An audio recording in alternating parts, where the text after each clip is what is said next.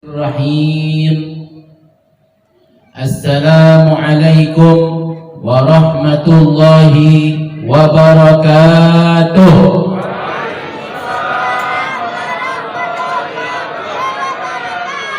Alhamdulillah wa syukru lillah wassalatu wassalamu ala sayyidina Rasulillah Muhammad ibn Abdillah wa ala alihi wa sahbihi wa man walah.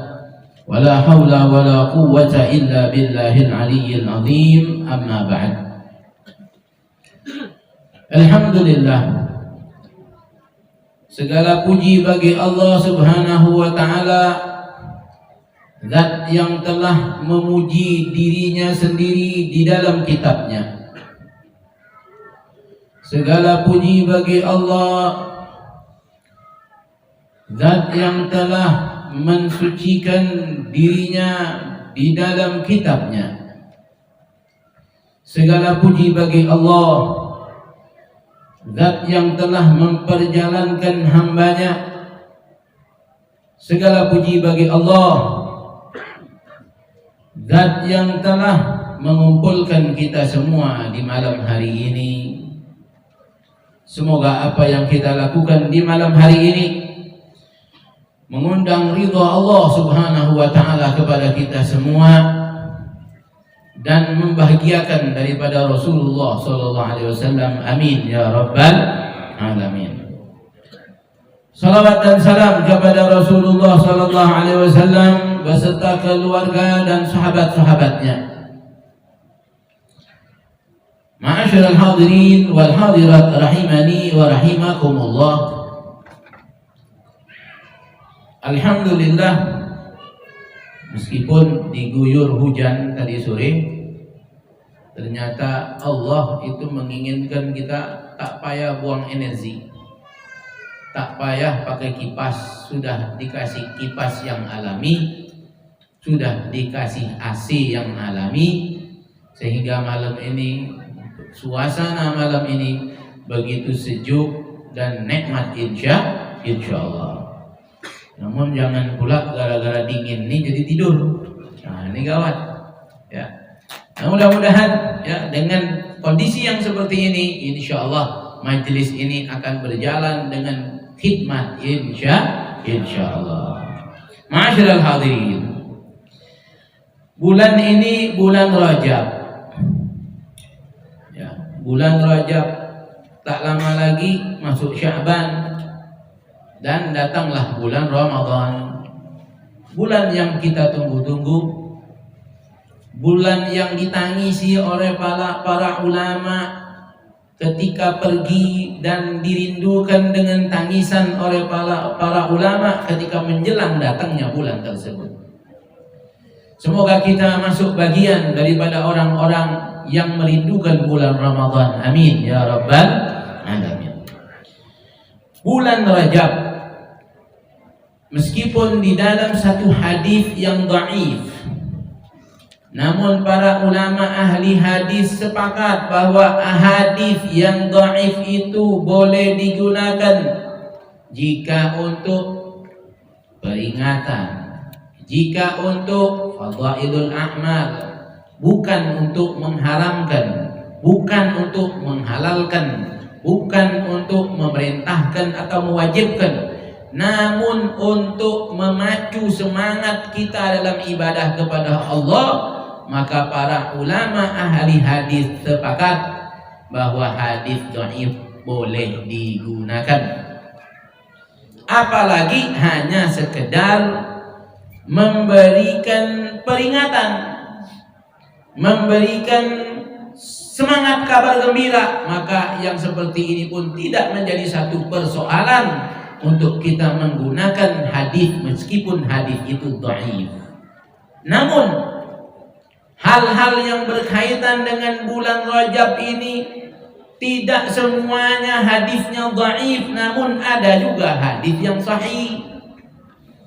Nah, oleh karena itu ketika hadis dhaif itu tidak bertentangan dengan hadis yang sahih, maka kata para ulama ini hadis yang dhaif bisa naik derajatnya minimal menjadi hadis yang hasan jika memenuhi syarat-syarat yang sudah ditentukan. Di antara hadis dhaif yang sering kita dengar, ya, dan kadang-kadang sering dibawakan oleh para mubaligh juga. Apa bunyinya? Rajab syahrullah wa Sya'ban syahri wa Ramadan syahru ummati. Kata Rasul sallallahu alaihi wasallam, Rajab bulannya Allah, Sya'ban bulan aku, dan Ramadan bulan umatku. Maksudnya apa? Maksudnya seperti apa yang diterangkan oleh para ulama. Apa keterangan para ulama?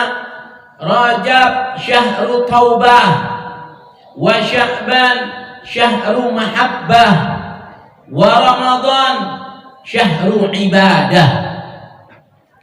Rajab syahru taubah, wa Sya'ban syahru mahabbah, wa Ramadan syahru ibadah. Bahwa Rajab ini adalah bulan untuk kita taubat kepada Allah Subhanahu wa ta'ala. Sebab Rajab ini adalah salah satu daripada bulan yang dimuliakan oleh Allah Subhanahu wa ta'ala. Salah satu daripada bulan haram, yang mana bulan haram ini dimuliakan. Dan bulan haram ini hanya ada 4 bulan, yang salah satunya adalah bulan Rajab, yang dimana Nabi SAW menyampaikan bahwasannya siapa orang yang puasa 1 hari di dalam bulan haram sama seperti puasa 30 hari di luar selain bulan-bulan haram. Bahkan ulama mengatakan, ketahuilah bahwasannya pengertian daripada Rajab,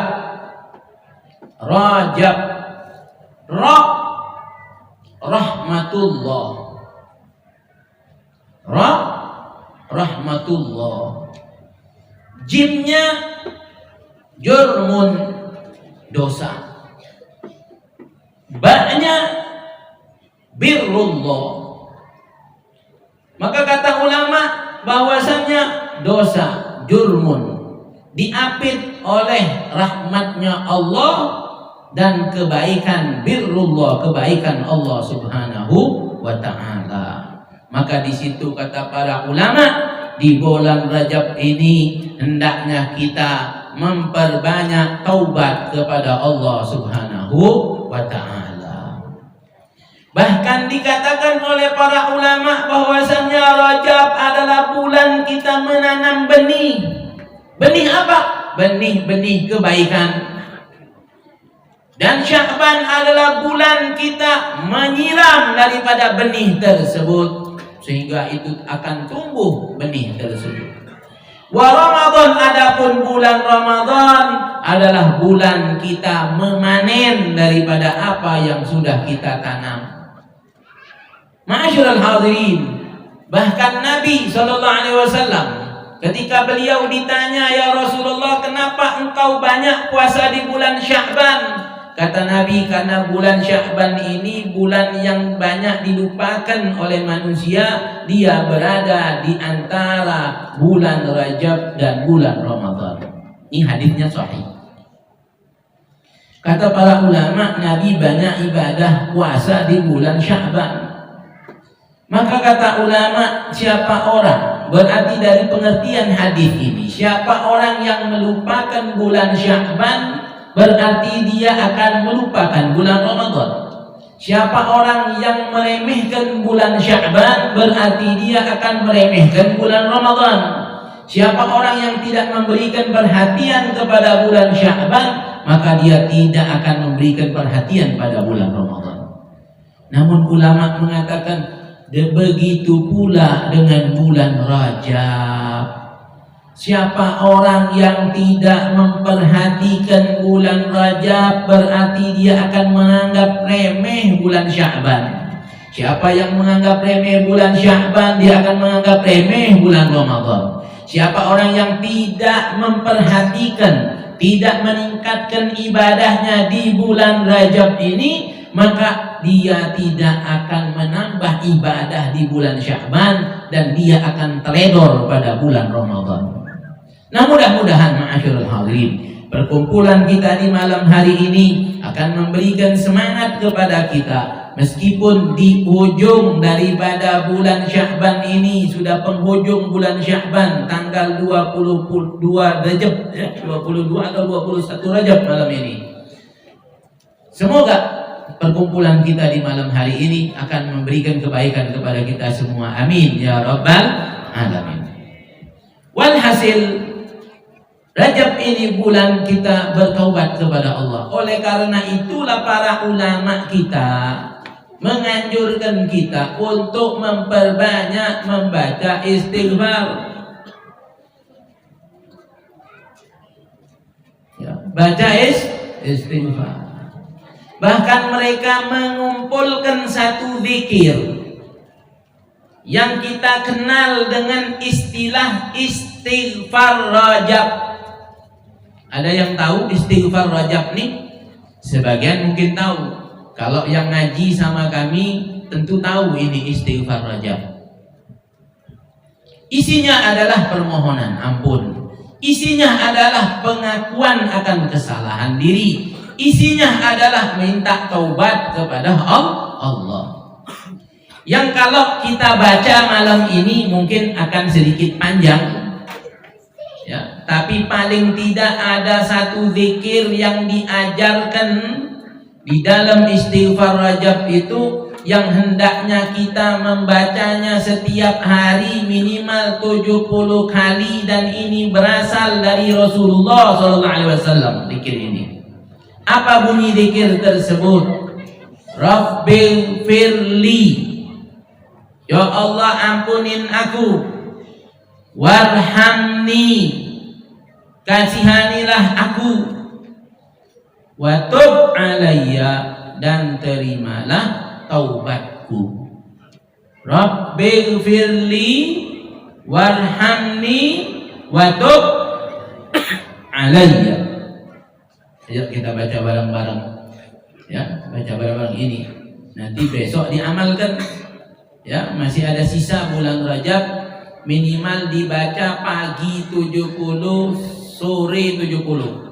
Lepas sholat maghrib 70, lepas sholat subuh 70, boleh, ya. Jadi lepas sholat maghrib 70, lepas sholat subuh 70. Minimal 100 boleh. Oh, tapi kan kita tak punya kesalahan, kita tak punya dosa. Kita ini dari pagi ibadah saja kerjanya. Meskipun engkau ahli ibadah, meskipun engkau orang yang baik, meskipun engkau catat itu, engkau dari bangun tidur apa yang engkau buat, tak ada dosa kau buat hari itu, tetap engkau harus minta ampun kepada Allah. Tetap engkau dianjurkan untuk istighfar kepada Allah. Bagaimana tidak cukup bagi engkau Nabi Muhammad SAW? Apa engkau lebih hebat dari Nabi Muhammad? Bukankah Nabi Muhammad diriwayatkan setiap harinya beliau beristighfar kepada Allah 70 sampai 100 kali, padahal beliau itu tak punya dosa sama sekali, padahal beliau itu maksum, terpelihara dari dosa. Apalagi kita, maka kita ini harus beristighfar kepada Allah setiap hari minimal 70 kali. Nah, ayo kita baca bareng-bareng 70 kali ini sebentar. Kalau zikir yang tadi itu, baca bareng-bareng. Rabbighfirli warhamni wa tub alayya, Rabbighfirli warhamni wa tub alayya, Rabbighfirli warhamni wa tub alayya, Rabbighfirli Rabbighfirli warhamni Rabbighfirli warhamni wa tub alayya, Rabbighfirli warhamni wa tub. Sambil kita baca zikir ini, hadirkan di dalam hati kita Rabbighfirli warhamni wa tub.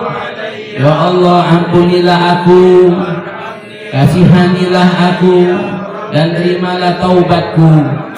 Wa tub alayya Rabbighfirli warhamni wa tub alayya Rabbighfirli warhamni wa tub alayya Rabbighfirli warhamni wa tub alayya Rabbighfirli warhamni wa tub. Ayo ibu-ibu ikut baca, ayo. Warhamni wa tub alayya Rabbighfirli warhamni wa tub alayya. Kita minta ampun kepada Allah dari dosa yang sengaja atau tidak disengaja. Warhamni wa tub alayya. Minta ampun dari dosa yang nampak dan yang tidak nampak. Rabbighfirli warhamni wa tub alayya Rabbighfirli warhamni wa tub alayya Rabbighfirli warhamni wa tub alayya Rabbighfirli warhamni wa tub alayya Rabbighfirli warhamni wa tub alayya. Minta ampun kepada Allah dari ibadah kita yang kurang, daripada ucapan-ucapan kita yang tidak baik, daripada amal-amal kita yang buruk. Firli warhamni wa tub alayya Rabbighfirli warhamni wa tub alayya.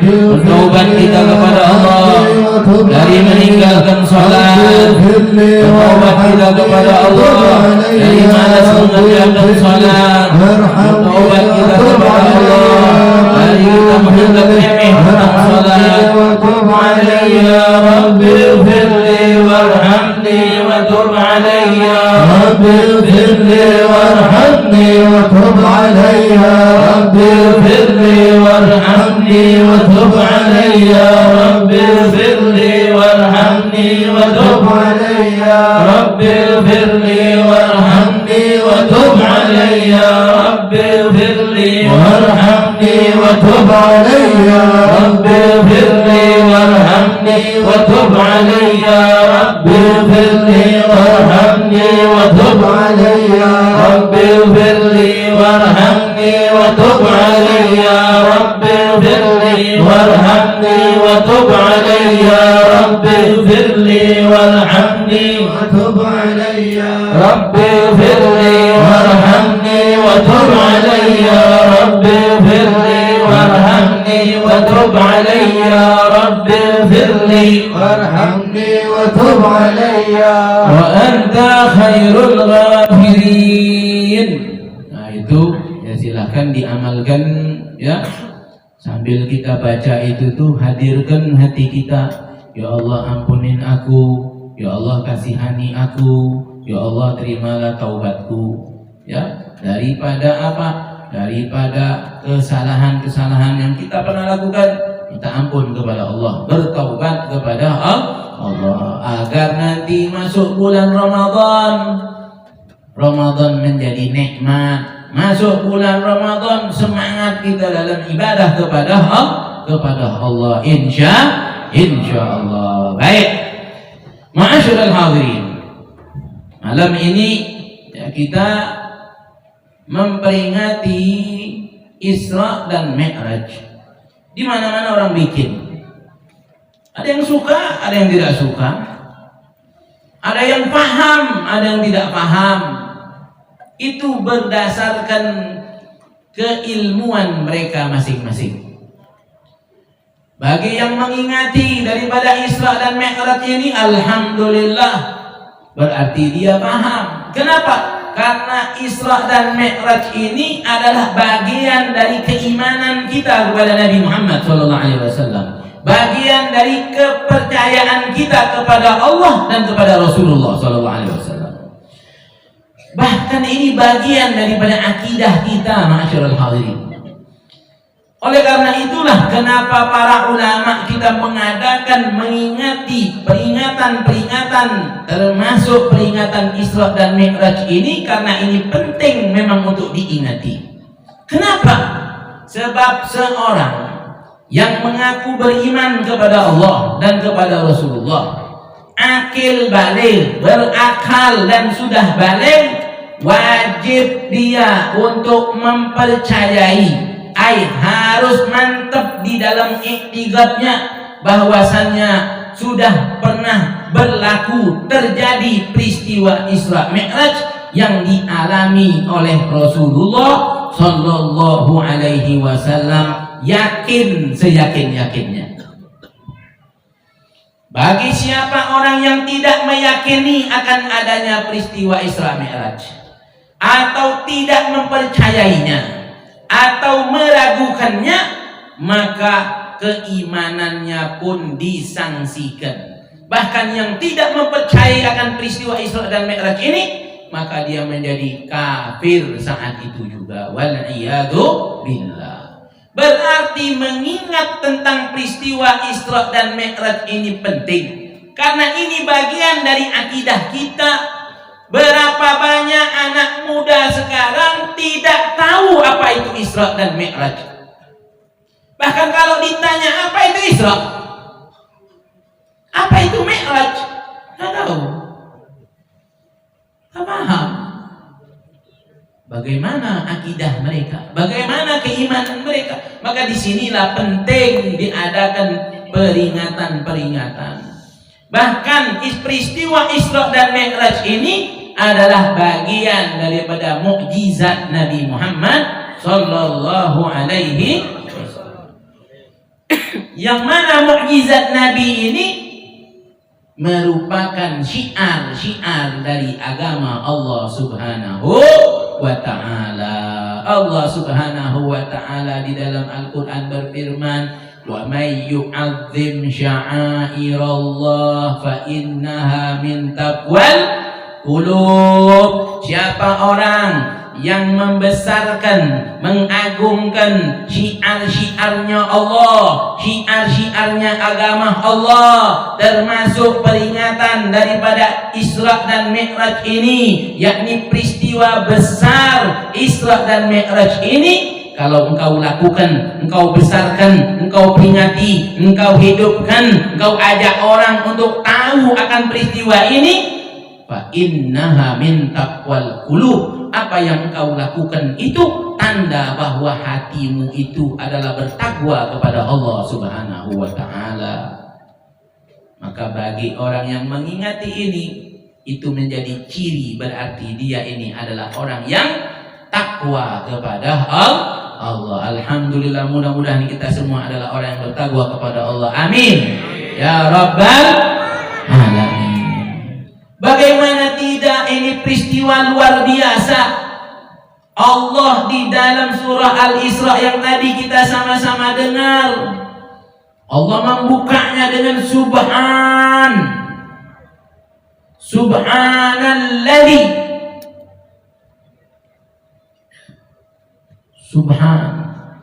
Maha suci, Subhanalladzi, maha suci zat yang. Kalimat subhan ini dikatakan ini kalimat linnafyi. Ini kalimat untuk menolak, meniadakan, yakni menolak kepada orang-orang yang menolak daripada peristiwa Isra dan Mi'raj. Mensucikan Allah dari apa? Mensucikan Allah dari tidak mampu untuk melangsungkan peristiwa Isra dan Mi'raj. Mensucikan Allah dari tidak mampu untuk memperjalankan Rasulullah Sallallahu Alaihi Wasallam. Maka Allah sudah mensucikan zatnya sendiri, maha suci, zat yang suci dari apa? Suci dari ketidakmampuan. Suci dari apa? Suci dari ketidakpercayaan orang-orang terhadap peristiwa ini. Suci dari anggapan mustahil bahwa peristiwa itu tidak mungkin terjadi. Allah maha melakukan, Allah maha berkehendak atas segala sesuatu. Maka Allah buka ini dengan Subhanalladzi asra. Sara yasri, berjalan di malam hari, maha suci suci, Allah zat yang asra memperjalankan. Nabi ini diperjalankan, bukan berjalan sendiri. Kalau diperjalankan itu tergantung yang memperjalankan. Kalau kita bawa mobil, ada orang numpang, kira-kira yang ngatur speednya kita apa yang numpang? Kita yang bawa mobil, mau bawa 100, mau bawa 130, terserah kita. Namanya aja kita yang bawa. Begitu pula dengan Nabi SAW. Nabi ini diperjalankan oleh Allah. Nah, ya, di malam hari Asra, ya. Dalam rangka apa diperjalankan? Untuk menghibur Rasulullah SAW. Karena Nabi SAW masih dalam keadaan sedih karena habis ditinggalkan oleh dua orang yang dicintainya, yakni istrinya Khadijah dan pamannya Abu Thalib.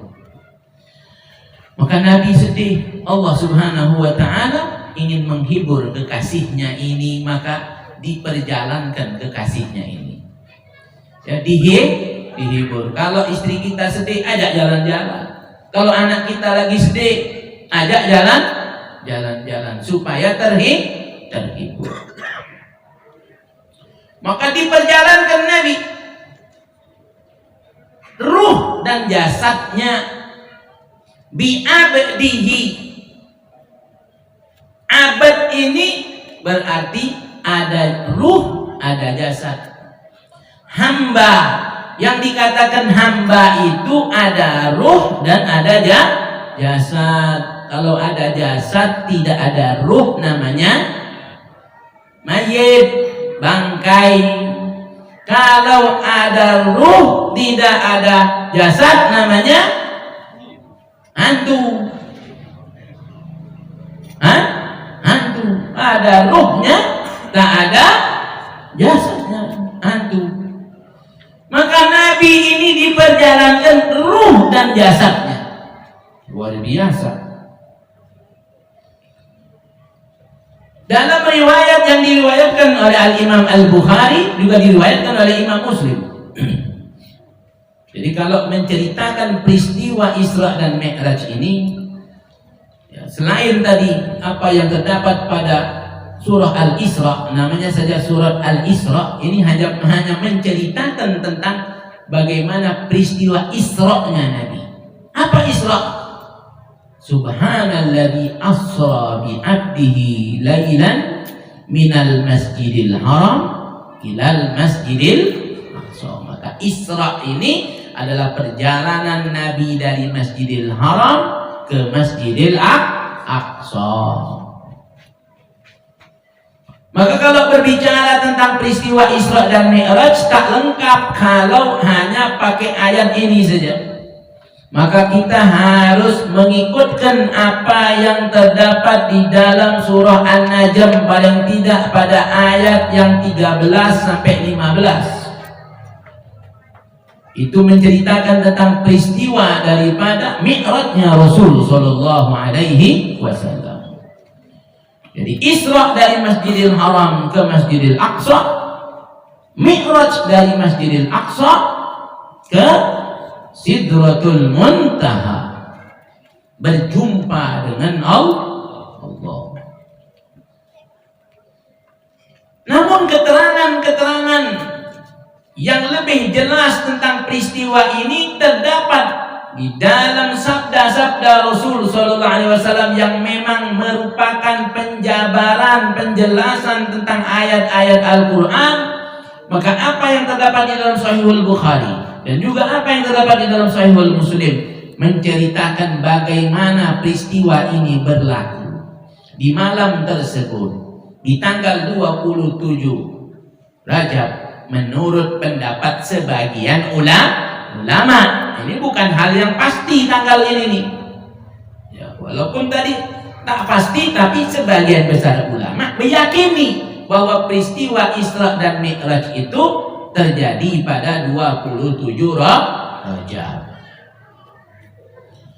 Di malam itu ketika Nabi lagi baring-baring di Hijr Ismail, ya, ditemani ya, oleh siapa? Ja'far dan Hamzah.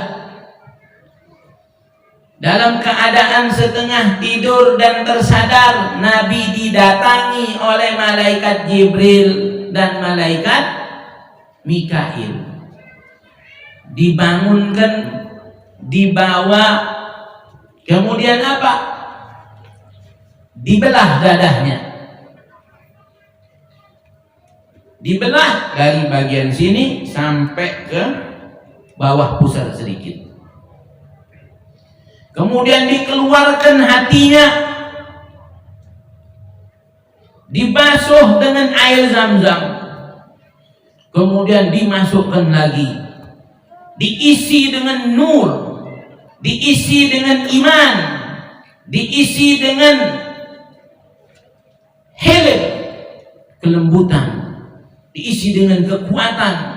Setelah itu baru Nabi SAW dinaikkan ke atas kendaraan yang namanya buraq. Yang disifatkan oleh Nabi buraq itu lebih tinggi dari keledai dan lebih kecil dari bagal. Bigal ini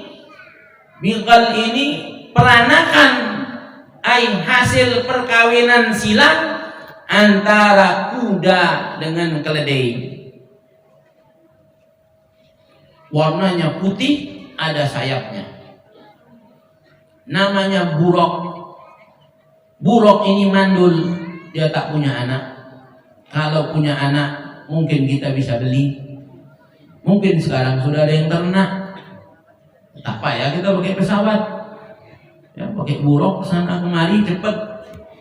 Ya, sekarang kita jena dakwah payah, mau ke Tembilahan 8 jam. Tol tak ada. Kalau ada tol lumayan cepat. Tapi kalau ada buraq tak payah pakai tol, beli buraq kita. Tapi karena buraq ini mandul, tak punya anak. Kenapa buraq ini mandul? Nah, itulah kata para ulama, buraq cuma satu-satunya itu aja, dia tak punya anak. Dan dia tak diperanakkan, tak ada mamanya. Nah, inilah kata para ulama, ini adalah simbol daripada keesaan Allah Subhanahu wa ta'ala. Lam yalid wa lam yulad. Maka Nabi dibawa dengan buraq. Namanya buraq ini, kata Nabi, dia sekali melangkah sejauh mata memandang. Buraq ini dari bahasa Arab yang namanya barkun. Barkun ini kilat. Maknanya apa? Ini hewan secepat kilat dia kalau berjalan. Maka tadi sejauh mata memandang, sampai cepat. Ya, iklan Cikomeng naiknya mahal. Pernah? Wih, saking kencangnya sobek-sobek bajunya. Ya kan? Bayangkan kalau Komeng naik buraq. Wih, itu dagingnya lepas, patah-patah tulangnya. Kenapa? Kencang. Yamaha paling berapa? 125, 130. Paling kencang kita bawa kendaraan 160. Sobek-sobek baju.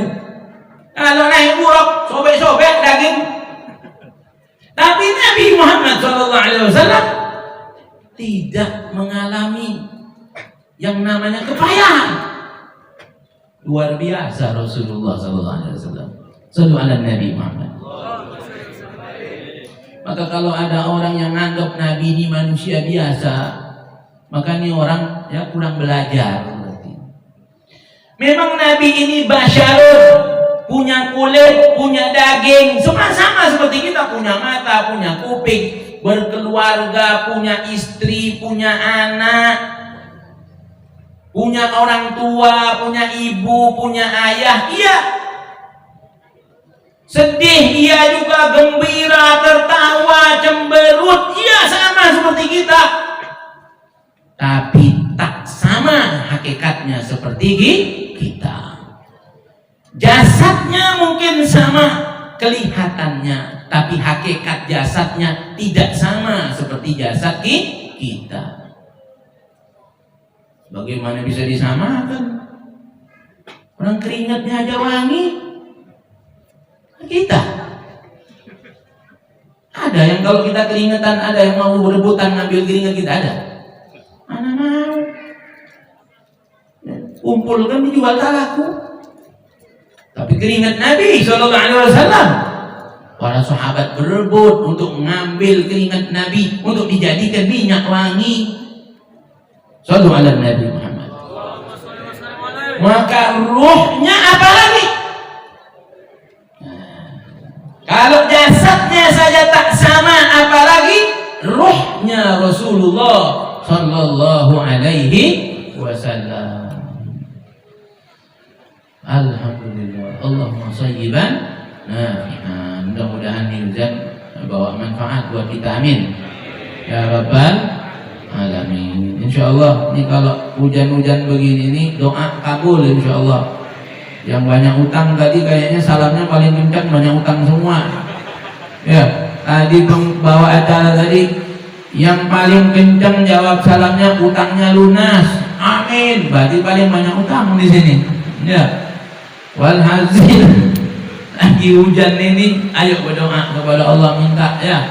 Mudah-mudahan kita diberikan kesehatan oleh Allah. Dijauhkan dari segala macam wabah, bala, musibah. Amin.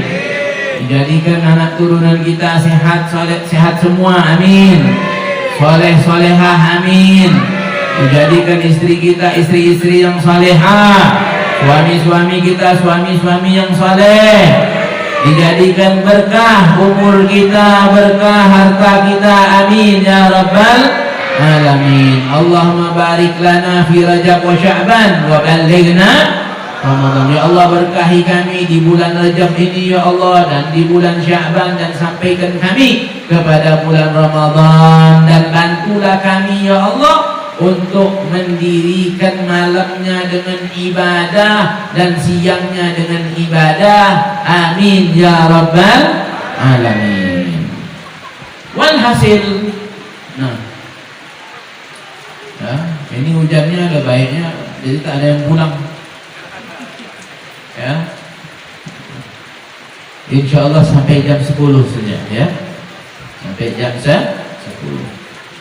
Walhasil, riwayat-riwayat tentang peristiwa Isra dan Mi'raj ini banyak sekali, yang kalau kita mau ceritakan panjang berjam-jam ini, maka kita singkat saja bahwa Nabi akhirnya diperjalankan. Nanti kesimpulannya terakhir ya. Kesimpulannya yang penting sebetulnya. Ini ceritanya nih biar agak panjang aja ya. Kalau langsung kesimpulan, ya pulang kita. Ya. Maka perlu diceritakan dulu. Akhirnya Nabi dibawalah dari Masjidil Haram menuju Masjidil Aqsa.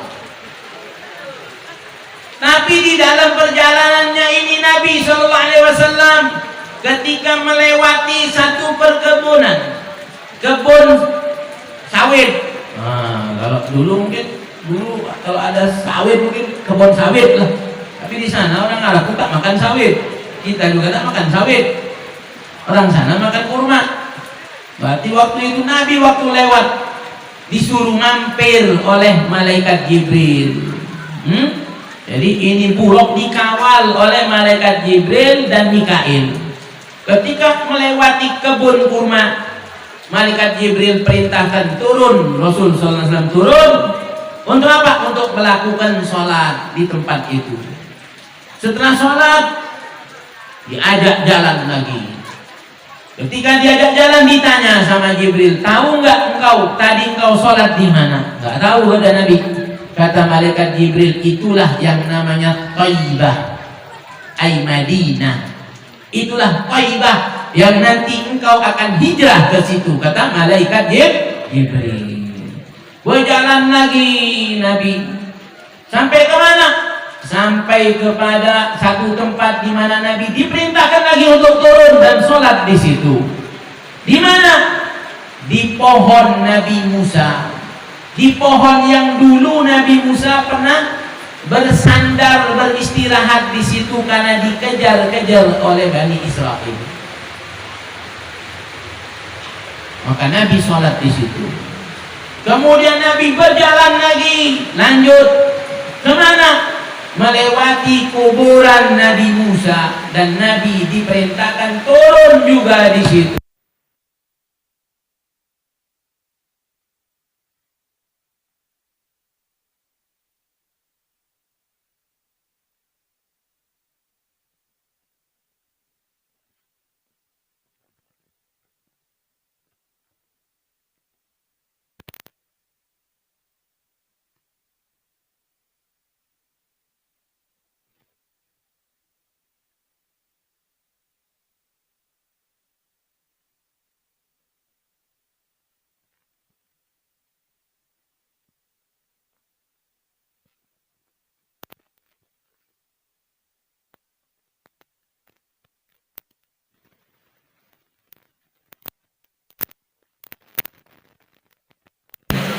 Ya, ke sini naik ke atas lah Bapak. Ya, naik ke atas sini. Musola masih kosong juga. Ya, ibu-ibu bisa mundur ke belakang sedikit nanti. Ya, ibu-ibu bisa mundur ke belakang sedikit nanti, bapak-bapak bisa masuk ke dalam. Apa ya? Ya, kena hujan. Ini kalau kena hujan ini flu pula. Ayah, Omikron kayak itu. Ya. Ini kondisinya lagi agak susah kita nih. Nah, udah. Ayo yang mau pindah kemari, gak apa-apa. Walhasil sampailah Nabi Muhammad Shallallahu Alaihi Wasallam ke Baitlahim, sholat juga di situ. Ngapain Nabi sholat di tempat-tempat itu kan? Ya, itulah kata para ulama. Nabi ini ya melaksanakan yang namanya napak tilas, yakni menziarahi tempat-tempat bersejarah, tempat-tempat yang pernah menjadi saksi sejarah kehidupan para nabi-nabi sebelum Nabi Muhammad Sallallahu Alaihi Wasallam. Nah, ini menunjukkan bahwasannya kita jangan melupakan sejarah, apalagi yang berkaitan dengan sejarah kehidupan Nabi Muhammad Sallallahu Alaihi Wasallam. Namun sangat disayangkan ma'asyiral hadirin, yang berlaku saat ini justru bekas-bekas peninggalan Nabi Muhammad SAW yang ada di kota Mekah dan kota Madinah dihancurkan, dihilangkan oleh pemerintah di sana, dikarenakan alasan mereka jika itu dibiarkan maka akan menjadi tempat orang mengkultuskan Nabi Muhammad dan menjadi tempat orang syirik, berbuat kesyirikan menurut pendapatnya mereka. Padahal tak seperti itu. Nah, walhasil dari perjalanan ini kita menyaksikan bagaimana Nabi sendiri diperintahkan oleh Allah untuk apa? Untuk mengingat akan tempat-tempat bersejarah. Sampailah Nabi ke Masjidil Aqsa. Sampai di situ Nabi sholat menjadi imam, dan yang menjadi makmumnya adalah para nabi-nabi sebelum Nabi Muhammad Sallallahu Alaihi Wasallam. Nah, baru setelah itu Nabi melaksanakan yang namanya Mi'raj. Naik Nabi, ya, Mi'raj Nabi kemana? Ke langit pertama. Waktu Nabi masuk ke langit pertama, itu ada pintunya di langit itu ternyata. Dan ini berdasarkan riwayat sahih daripada riwayat Imam Bukhari. Malaikat Jibril waktu mau masuk ke langit pertama, malaikat Jibril gedor pintu. Ya, ditanya sama malaikat penjaga pintu langit pertama, siapa engkau? Dijawab Jibril. Jibril. Ditanya lagi, siapa yang bersama engkau? Bersama aku Muhammad. Kata malaikat tersebut, waqad ursila, apakah dia sudah diutus? Kata malaikat Jibril, iya sudah. Kata malaikat yang penjaga langit pertama, apa kata dia? Marhaban, fa ni'mal maji'u ja'a. Kata malaikat penjaga pintu langit pertama, selamat datang. Sebaik-baik pendatang sudah datang. Sebaik-baik orang yang datang sudah datang. Ternyata Nabi ini sudah ditunggu ratusan tahun oleh para malaikat yang ada di langit. Walhasil Nabi lewat pintu langit pertama. Di langit pertama Nabi jumpa dengan Nabi Adam, disambut oleh Nabi Adam, diberikan penghormatan oleh Nabi Adam. Apa kata Nabi Adam? Apa kata Nabi Adam? Marhaban, selamat datang ya bibni saleh, wahai anak yang saleh, wan nabiyus saleh. Selamat datang wahai anak yang saleh, wahai nabi yang saleh. Terus begitu, kalimatnya berulang-ulang begitu. Masuk ke pintu langit kedua, malaikat Jibril lagi ditanya, siapa engkau? Jibril. Siapa yang bersama engkau? Muhammad. Bertanya lagi malaikat itu, apakah dia sudah diutus? Sudah, kata malaikat Jibril. Maka kemudian dibukalah pintu langit pertama, diucapkan dengan kalimat yang sama, marhaban wa ni'mal maji'u ja'a. Terus di langit kedua malaikat Jibril dan Nabi SAW berjumpa dengan siapa? Dengan Nabi Isa dan Nabi Yahya. Terus naik ke langit ketiga, jumpa dengan Nabi Yusuf. Terus naik ke langit yang keempat, jumpa dengan Nabi Idris. Terus naik ke langit yang kelima, jumpa dengan Nabi Harun. Terus naik ke langit yang keenam, jumpa Nabi Musa. Dan di langit yang ketujuh, jumpa dengan Nabi Ibrahim. Walhasil jumpa dengan nabi-nabi ini. Ini nabi-nabi yang dijumpai ini nabi-nabi yang luar biasa semua. Nabi-nabi ulul azmi. Bagaimana ini? Ya. Perjalanan Nabi sampai kepada langit yang ketujuh, sampai menuju kepada Sidratul Muntaha dan berjumpa dengan Allah Subhanahu wa taala, dan Nabi menerima perintah salat 50 waktu.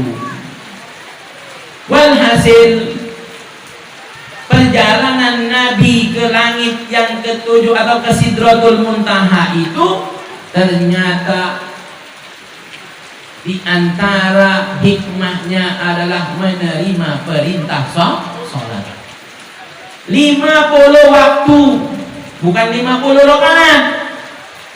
50 waktu. Kalau 50 rakaat, banyak yang bisa sholat 1000 rakaat pun ada. Bagaimana Al-Imam Ali Zainal Abidin yang dikenal dengan Zainul Abidin As-Sajjad, yang beliau itu sholat sunnahnya 1000 rakaat setiap hari. Banyak. Bagaimana Al-Imam Abu Hanifah. Imam Abu Hanifah sebelum buka toko, sholat di waktu duha 200 rakaat. Jadi kalau cuma 50 rakaat banyak yang bisa. Tapi ini 50 waktu. Dan 50 waktu ini kalau 24 jam dibagi 2, 48. Berarti setiap setengah jam kita mesti sholat. Nah repot. Kapan mau makannya lagi?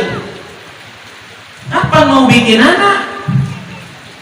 Kapan mau jalan-jalan ke pantai Honeng?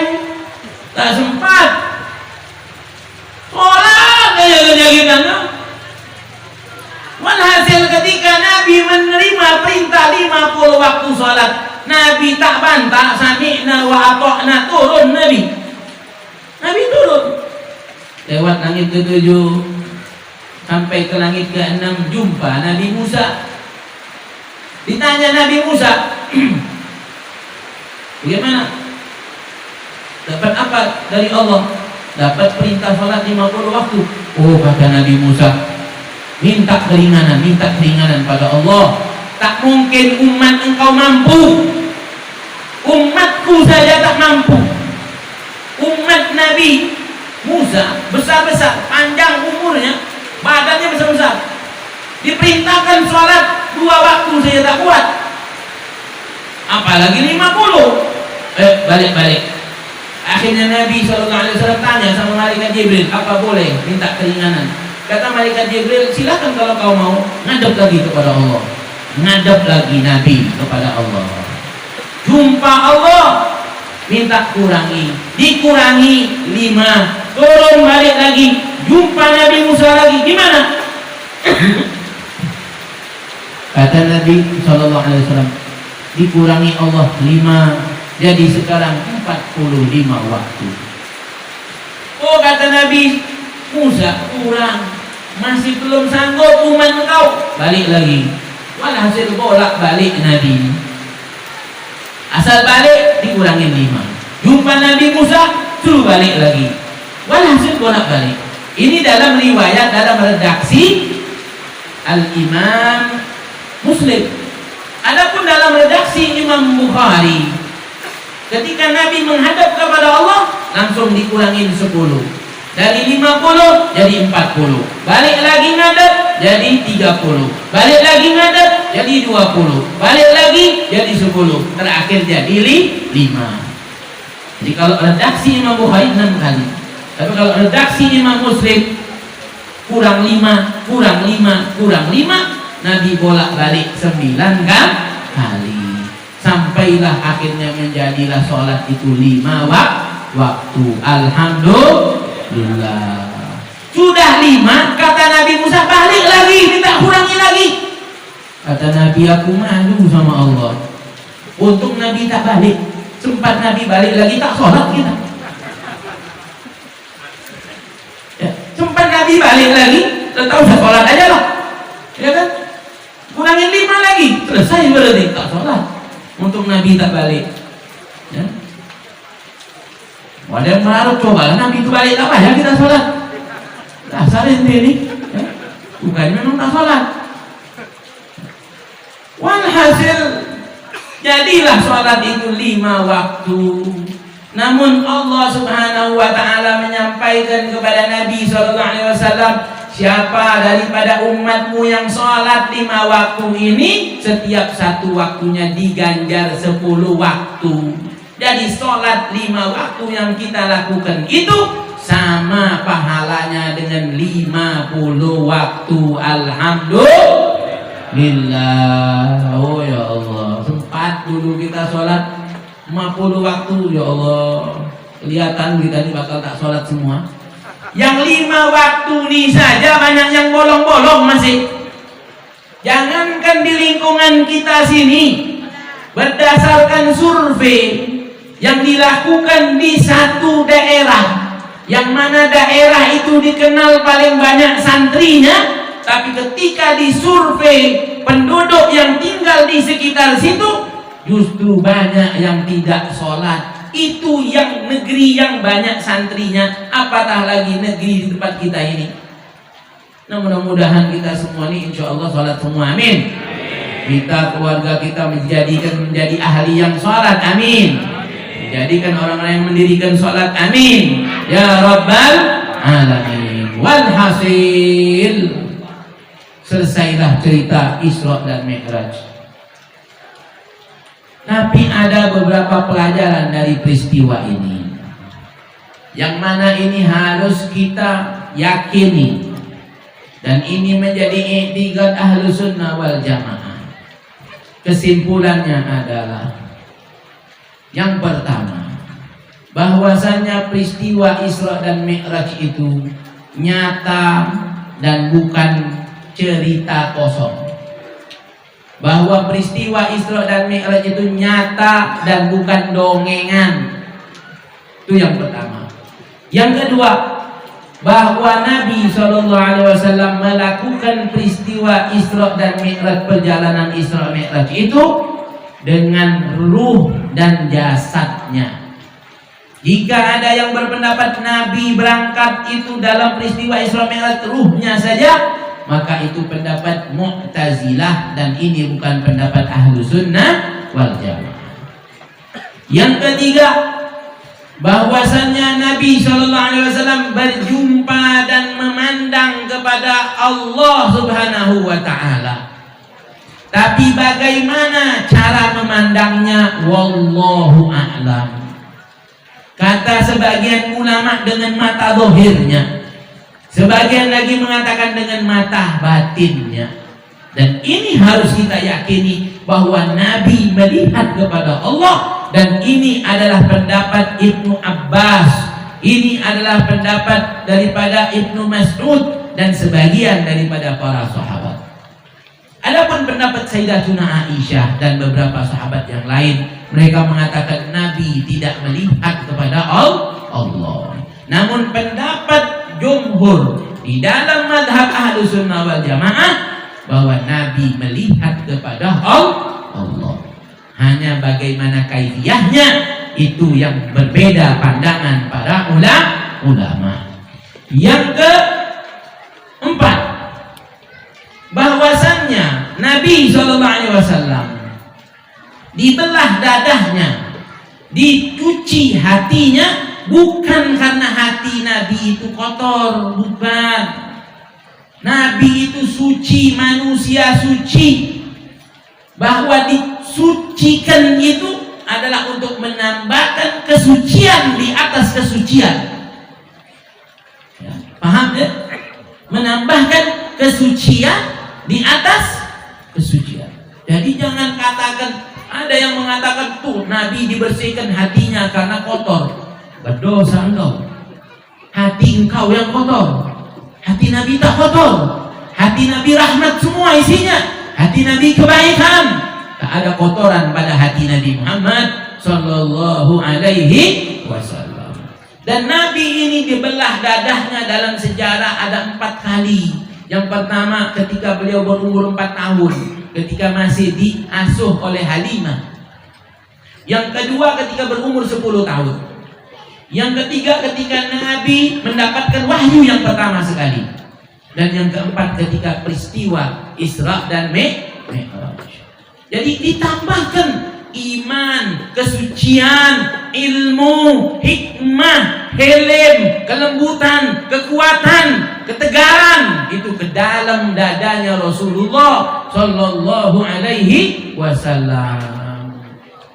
Adapun pendapat yang cukup baik daripada apa yang dikatakan oleh Al-Habib Abdullah bin Idrus Al-Idrus. Apa kata beliau? Yang dibersihkan dari hati Nabi itu bukan kotoran, bukan najis, bukan sifat buruk, bukan. Tapi yang dibersihkan itu adalah adanya bagian rahmat yang terkecil yang ada di dalam hati Nabi. Yang kalau rahmat yang dibersihkan ini, kalau rahmat ini tidak dibersihkan, maka iblis laknatullah alaih, dia merasa masih punya kesempatan untuk mendapatkan ampunan dari Allah melalui Nabi Muhammad SAW.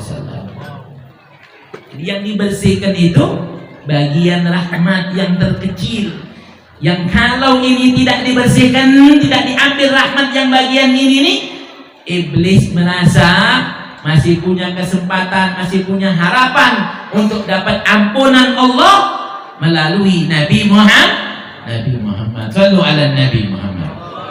Maka tak ada dalam hati Nabi itu najis, kotoran, tidak ada. Isinya rahmat semua. Kemudian yang kelima, bahwa Nabi bolak-balik jumpa dengan Nabi Adam, dengan Nabi Musa. Ada yang protes, masa Nabi mesti bolak-balik? Masa Nabi Musa lebih tahu dari Allah bahwa umat Nabi Muhammad ini tak bakal mampu sholat 50 waktu? Nah, ya, berarti Nabi Musa lebih hebat dari Nabi Muhammad. Ada lagi yang mengatakan, ini cerita Israiliyat, ini orang mau membesar-besarkan Nabi Musa. Padahal tidak seperti itu, masyaallah hadirin.